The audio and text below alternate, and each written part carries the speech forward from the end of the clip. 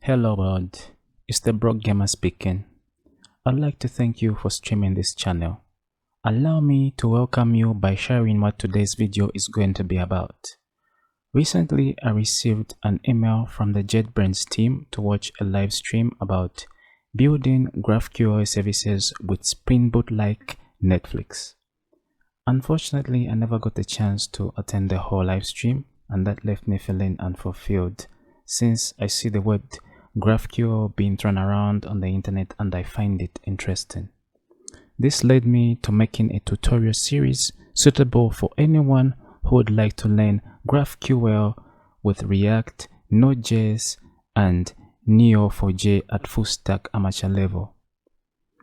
First things first, materials used in this series can be found in this book, Full Stack GraphQL Applications with React, Node.js and Neo4j, Arthur William Leon, published by Manning, and you can get the complete code from www.manning.com. Here is a brief table of contents. Videos will consist of 3 modules, each with various units. Part 1 introduces us to GraphQL, while Part 2 will show us how to use React as a front-end tool. Finally, Part 3 will teach us how to sum everything together by providing that full stack experience.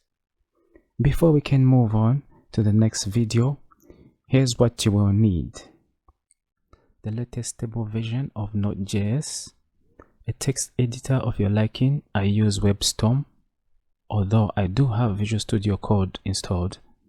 For version control, we will use GitHub, and for the database, we will use Neo4j. Check links provided for tools needed. Thank you and see you in the next episode. Goodbye.